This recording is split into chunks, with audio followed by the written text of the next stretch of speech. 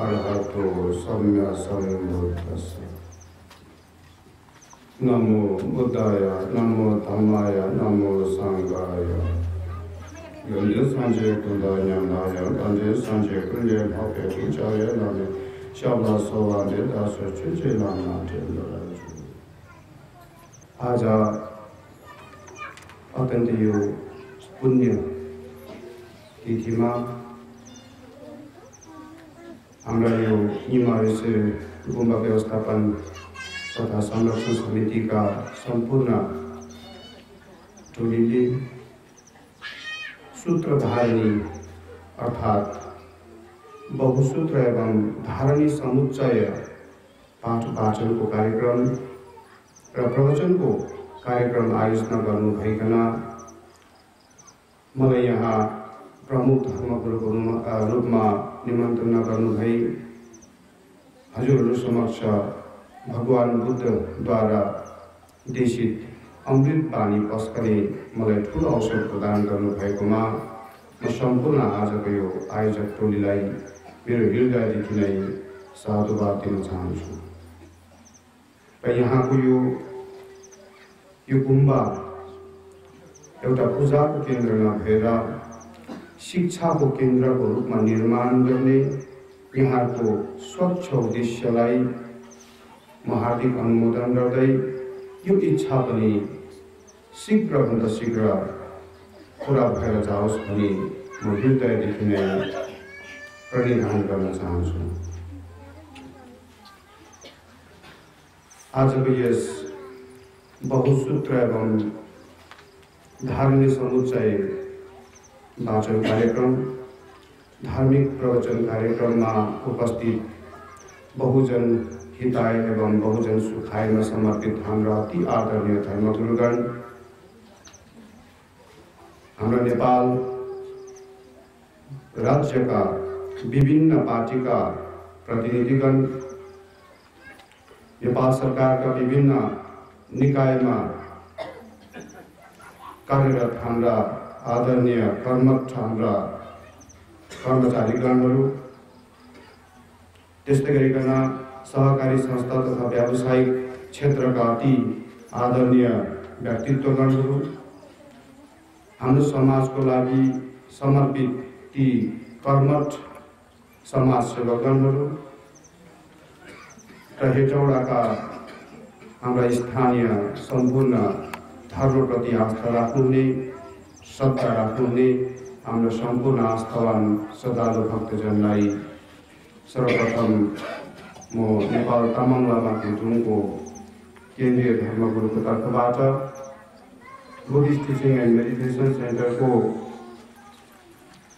धर्मगुरुको तर्फबाट सिङ्गो धर्मगुरुहरूको तर्फबाट धार्मिक अभिवादन टक्राउन चाहन्छु।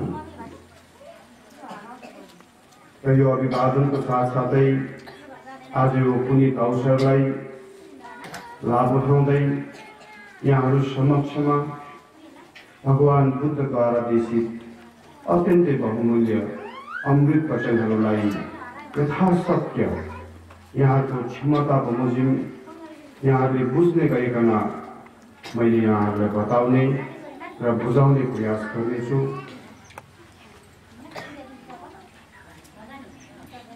हामी बौद्ध धर्मावलम्बी भइसके पश्चात हामी यो यस्तो खालको धारणा लिएर हामी अगाडि बढेको हुन्छौँ कि देवतादेखि लिएर दानव किन नहोस्, मनुष्य किन नहोस्, पशु प्रेत नरक नै किन नहोस्, ती समग्र त्रिलोकमा भएका जति पनि प्राणी जातिहरू छन्, कोही सुखी होलान्, कोही दुखी होलान्, कोही धनान्य होला, कोही गरीब होला, कोही मूर्ख होला, कोही ज्ञानी होला, कोही पुण्यवान होला, कोही पापी पनि होला, कोही उच्च कोटिको ध्यानलाई प्राप्त गरेर अनन्त कोटि वर्षसम्म लाखौं कल्पसम्म बस्न सक्ने, ध्यानमा बस्न सक्ने र ध्यानको आहारलाई सेवन गरेर हजारौं कल्पसम्म उनीहरू ध्यानमा अवस्थित भएर बस्न सक्ने देवता किन नहोस्, चाहे नरक अभिची नरक जस्ता नरकमा अत्यन्तै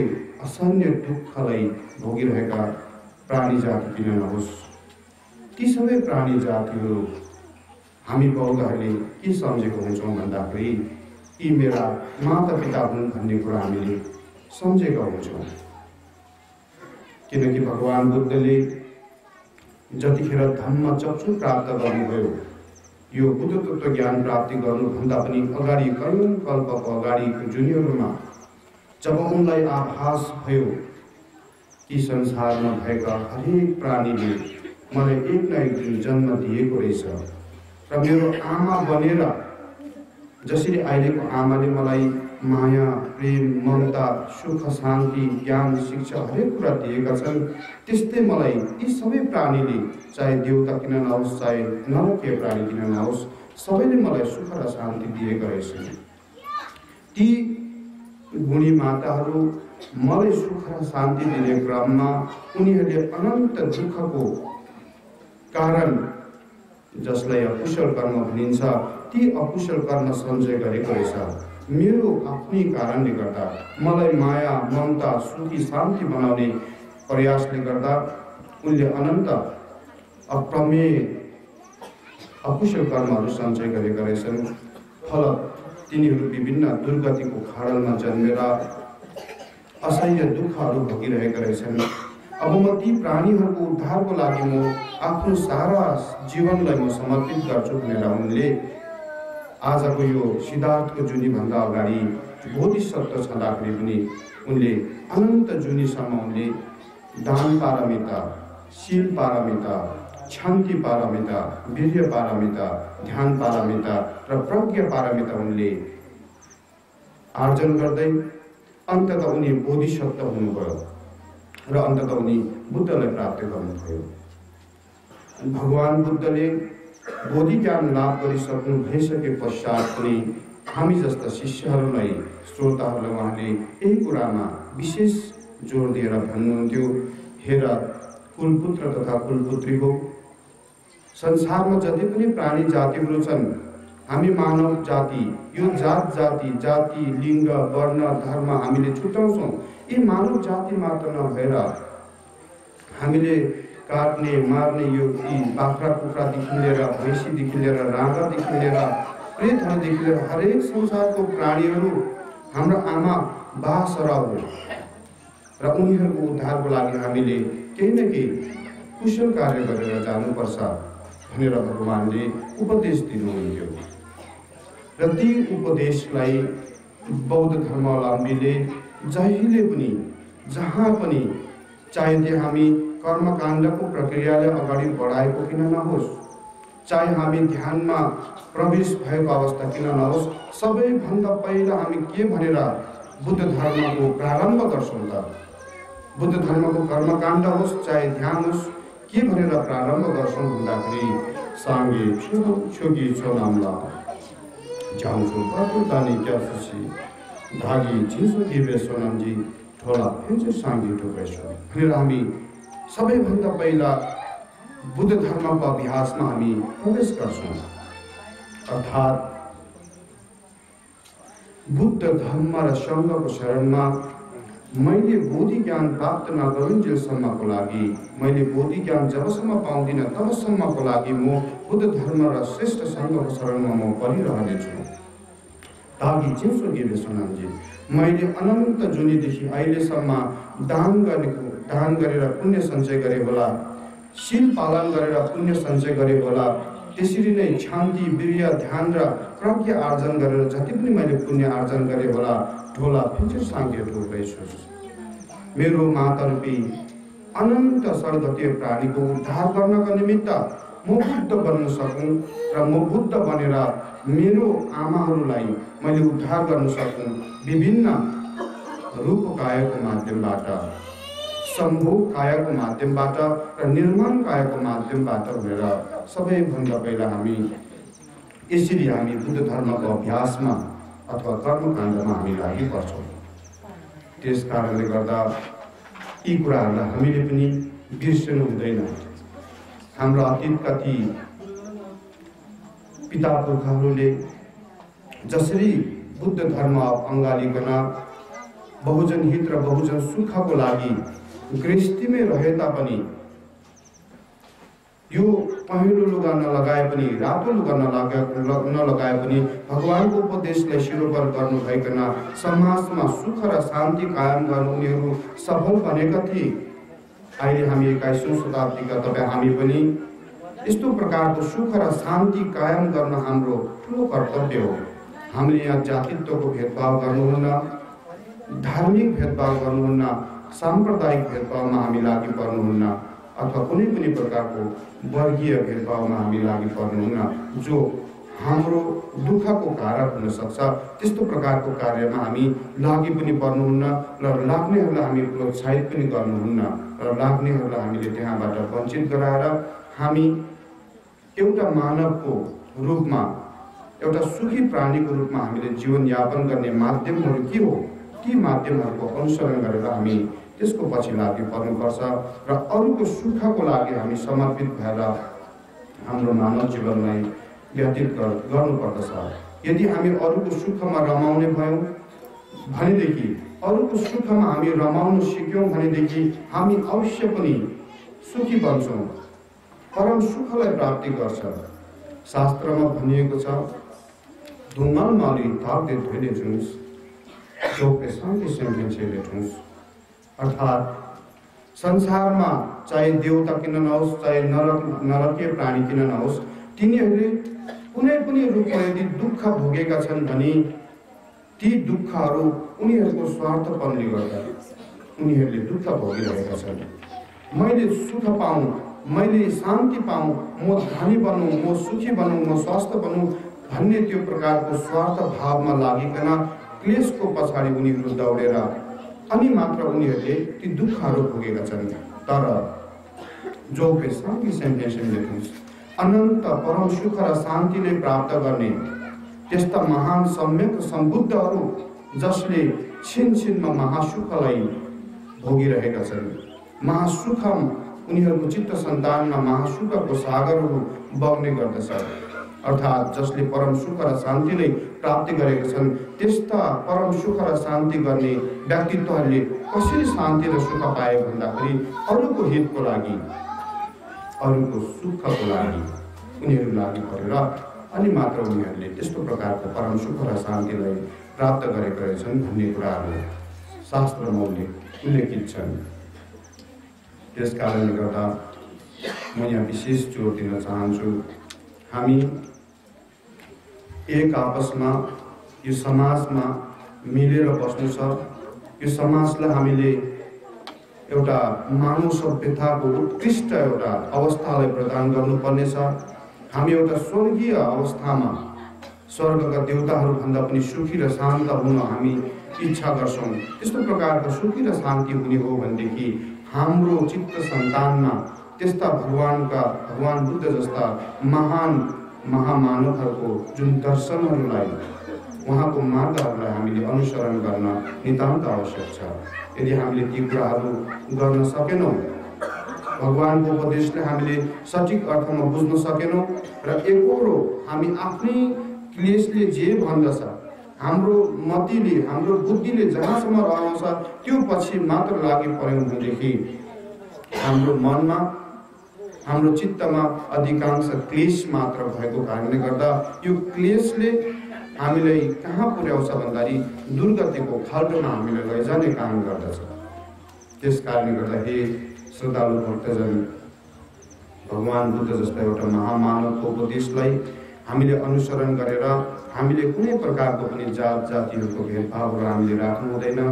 कुनै प्रकारको पनि यहाँ भेदभाव नराखिकन हामी एउटा मानव हो भन्ने एउटा भावना अगाडि राखेर हामी अगाडि बढ्न सकेमा र हामी एक आपसमा प्रेम, सद्भाव, करुणा, दया, मायाको कुरा सिद्धान्तलाई अगाडि लादेर हामी अगाडि बढ्यौँ भनेदेखि हाम्रो यो पृथ्वी, हाम्रो यो नेपाल स्वर्ग तुल्य हुन्छ। यसमा कुनै दुई मत छैन। यो दर्शनले बताएको कुरा हो। भगवान बुद्धको र अनन्त ऋषिमुनिहरूको सिद्धान्तले यसरी पुष्टि गरेका कुराहरू हुन्। त्यस कारणले गर्दा हामी त्यसरी बुद्धहरूका मार्गमा हामी हिँड्न सक्यौँ भनेदेखि हामी अवश्य पनि सुखी बन्छौँ। हामी यति हाम्रो चित्त सन्तानमा हामी के सोच्छौँ भन्दाखेरि हामीले राम्रो गर्ने व्यक्ति, हामीले राम्रो गर्ने कुनै पनि चिजहरू होस् त्यसलाई हामी अत्यन्तै राम्रो गर्न चाहन्छौँ। वास्तवमै भन्ने हो भनेदेखि हामीले राम्रो गर्नेलाई हामी कहिले पनि नराम्रो गर्छौँ भनेर हामी अगाडि बढ्दैनौँ पनि, सोच्नु पनि सक्दैनौँ। तर यो हाम्रो अल्पमतिको कारणवश, हामीमा धम्म चक्षु, हामीमा प्रज्ञा प्राप्त नभएको कारणवश हाम्रो दृष्टि अत्यन्तै छोटो छ। हाम्रो दृष्टि यति छोटो छ कि हामीले 1 किलोमिटर भन्दा यो बाहिरको मांस चक्षुले 1 किलोमिटर भन्दा टाढाको स्पष्ट रूपमा देख्न सक्दैनौँ। हाम्रो भित्रको जुन ज्ञानको चक्षु हो, हाम्रो मनभित्र हुने जुन ज्ञानको चक्षु हो, त्यसले त एक भित्ता पनि राम्रो देख्न सक्दैनौँ। हामी मानवमा 2 प्रकारको आँखा हुन्छ। चक्षु भनेको आँखा हो, एउटा मांस चक्षु, यो आँखा पानी र मासु इत्यादिले बनेको यो मांस चक्षु, यसले धेरैभन्दा धेरै 1 किलोमिटर स्पष्ट रूपमा कसैले देख्ला, त्योभन्दा टाढो देख्ने कोही पनि छैन। र एउटा के हुन्छ, धम्म चक्षु अथवा ज्ञानको चक्षु अथवा प्रज्ञाको चक्षु। अहिले 21औं शताब्दीका हामीहरू सायद यो प्रज्ञा चक्षु त मोतीबिन्दु लागिसकेको अवस्था छ। हाम्रो यो चित्तको प्रज्ञाको चक्षुमा के भएको छ, मोतीबिन्दु लागेको छ। फलस्वरूप हामीले केही पनि देख्दैनौँ, धमिलो बाहेक हामीले केही पनि देख्ने अवस्था छैन। यसैको कारणले गर्दा आज हामी यहाँनिर के गर्छौँ, हामी आफूलाई मलाई राम्रो गर्नेलाई राम्रो गर्छु भनेर भित्रको मनले भने तापनि चक्षुको अभावमा, ज्ञानको चक्षुको अभावमा आफ्नै आफन्त मान्छेलाई पनि हामी चिन्दैनौँ र शत्रु ठानी पठाउँछौँ। कसैले यति नराम्रो प्रकारले हामी व्यवहार गर्छौँ, यति नराम्रो प्रकारले दुःख दिन्छौँ, त्यसको सीमा पनि छैन। मलाई यहाँ एउटा यही कुरालाई स्मरण गर्ने क्रममा एउटा सानो कथाको पनि मलाई स्मरण आयो। जसले प्रज्ञाको चक्षु, जसले धम्मको चक्षु प्राप्त गरेका थिए, ती मध्येहरूमा एउटा महाकाश्यप पनि हुनुहुन्थे।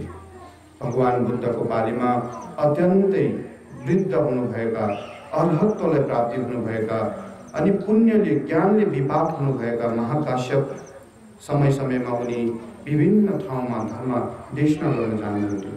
विभिन्न ठाउँका मानिसहरूको चित्तको कुरा बुझेर, मनको कुरा बुझेर र उनीहरूको अनागत र विगतका कुराहरू बुझिकन उनीहरूले धर्म मार्गमा आरूढ गराउने उनको प्राय दिनचर्या थियो। र एक दिन यसरी उनी भिक्षाटनमा लागि पर्नुभयो र भिक्षाटनमै जाने क्रममा एउटा दृश्य उहाँले अवलोकन गर्नुभयो। एउटा घरमा भर्खरै एउटा आइमाईले, महिलाले छोरो जन्माएको थिएछ अनि छोरोलाई अत्यन्तै स्नेह गरेर, अत्यन्तै ममता, अत्यन्तै माया गरेर आफ्नो काखमा लिएर चाहिँ स्तनपान गरिराखेर कति यसरी चलाइरहेको, छुइरहेको, माया गरिरहेको उनले देख्नुभयो। र उनले साथसाथै एउटा सानो पात्रमा कुनै एउटा माछाको सुपहरू, माछाको मासुहरू पनि खाइरहेको उनले देख्नुभयो। र ती माछाको हाडको अपेक्षा गरेर एउटा कुकुरनी कहिले त्यो माछाको हाड फाल्ला र म खाउँ भनेर त्यो कुकुरले त्यो माछाको हाड कुरेर बसिरहेको अवस्था र ती माछाको हाड टाढो नफालेको कारणले गर्दा घरिघरि ती कुकुरनी माछाको हाडको नजिक आइपुग्ने क्रममा त्यो प्रकारको घटना घटिरहेको बेलामा महाकाश्यप भिक्षाटनको लागि भिक्षण देही भन्दै त्यो घरमा पुगे। नभन्दै त्यो आमा भर्खरै पुत्र सन्तानले प्राप्त गरेको आमाले रिसले चुरमुरेर यो कुकुरनीले मेरै यो आहारमा पो झुटो हाल्ने हो कि भनेर डन्ठाले चाहिँ टाउकोमा हिर्काएर कुकुरले क्वाँ गर्दै रोएर एकदम त्यो सही नसक्नु दुःख उसले सही नसकेर चाहिँ ऊ भागिरहेको उनले देख्नुभयो। तब महाकाश्यपको मनमा एउटा दिव्य चक्षुद्वारा यिनीहरू माझको कर्मको सम्बन्ध के रहेछ त भन्ने उनलाई एउटा जान्ने जिज्ञासा भयो। अनि महाकाश्यपको मनमा उनको प्रज्ञाको जुन चक्षुद्वारा उनको जब मनमा करुणा जाग्यो र उनको धम्म चक्षुद्वारा यी चारवटा प्राणी, एउटा पुत्रको, अर्को ती आइमाईको, एउटा माछाको र एउटा कुकुरको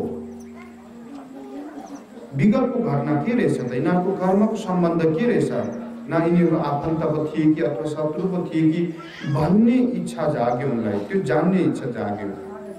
र त्यसो भएपछि आफूले आँखा चिम्लिएर ती भिक्षाटनको लागि आउनुभएको महाकाश्यप आँगनमा नै समाधिस्थ हुनुभयो। समाधिस्थ भएर जब उनको अतीतको कुराहरू, ती छोरी, ती आइमाईको, ती माछाको, कुकुरको र ती बच्चाको अतीतको कुरा उनले स्पष्ट अनुभूति गर्नुभयो, थाहा पाउनुभयो। तब उनको मन वैराग्य आयो, मनमा खिन्नता प्रकट भएर आयो, मनमा उद्वेग लागेर आयो। अनि अचानक उनको मुखबाट यस्तो शब्द प्रकट भयो, भाषा सुशील माला राङ्गी ठाउँ पाउँदा चुम्मे फेरि रूपा छ जित्दैन छिरा किन जोस् भनेर उहाँको मनमा उद्वेगपूर्ण त्यो शब्द प्रकट भयो। अर्थात् आफ्नै आपाको, आफ्नै पिताको मासु खाने, आफ्नै आमालाई मर्ने गरिकन डन्ठाले हिर्काउने र आफ्नो हत्याको लागि आफ्नो इज्जत प्रति प्रहार गर्ने त्यस्ता शत्रुलाई छोराको रूपमा उनले यति स्नेहपूर्वक माया गरेर बस्ने यो संसारको, यो जन्म मरणको प्रवृत्ति, क्लेशयुक्त जीवनको यो प्रवृत्ति देख्दाखेरि घिन लागेर आउँछ, उद्वेग लागेर आउँछ भनेर महाकाश्यपले त्यो बेलामा त्यो श्लोक बोलिकन उहाँले भिक्षाटन पनि नस्वीकारिकन त्यहाँबाट पाल्नु। के घटना घटेको रहेछ भन्दाखेरि केही वर्ष अगाडि जब छोरी 16-17 वर्षका थिए, ती बेलामा आपा आमा आफ्नो छोरीको कन्यादानको लागि सोचिरहेको बेलामा एउटा नराम्रो व्यभिचारको भावना लिएर एउटा पुरुषले चाहिँ त्यो प्रकारको चर्या गरिरहेको उनले थाहा पाएपछि आमा बा दुईजना भएर ती पुरुषलाई चाहिँ मृत्युको मुखसम्म पुग्ने खालको त्यो प्रकारको क्रियाकलापहरू गरेका थिएछ। अनि ती आमा बा पनि वृद्ध अवस्थामा भएको कारणले गर्दा केही वर्षपछि दुवैजनाको देहान्त भए, ती शत्रुको पनि देहान्त भए र ती आफ्नो छोरी केही वर्ष पश्चात अन्य लोग्नेसँग उनको विवाह भयो। अनि उनको कोखबाट नै एउटा पुत्रको सन्तानको जन्म भयो। जुन सन्तान पुत्रको उनले जन्म दिए, ती पुत्र भने उनको स्वयं आफ्नो शत्रु नै उनको पुत्रको रूपमा जन्मिएछ र जसले ती शत्रुलाई मारेका थिए आमा बा, ती पापक कर्मको फलस्वरूप एउटा माछा भएर एउटा कुकुरनी भएर जन्मेर ती आफ्नै घरमा एउटा जो आपा माछाको रूपमा जन्मेका थिए उनी आहारको रूपमा आइपुगे, एउटा कुकुरनी सामान्य पशुको रूपमा आइपुगे र नचिनेको खण्डमा तिनीहरू आपा आमा यति धुनी आपा आमाको प्रति पनि दुष्कर्महरू, दुर्व्यवहारहरू उनले गर्न पुगे। के को अभावमा हुँदो रहेछ भन्दाखेरि धम्म चक्षुको अभावमा। तपाईँ हाम्रो धम्म चक्षु चाहिँ कस्तो छ भन्दाखेरि छैन होइन, छ तर मोती बिन्दु लागेको छ, जसले गर्दा हामीले केही पनि देख्न सक्दैनौँ।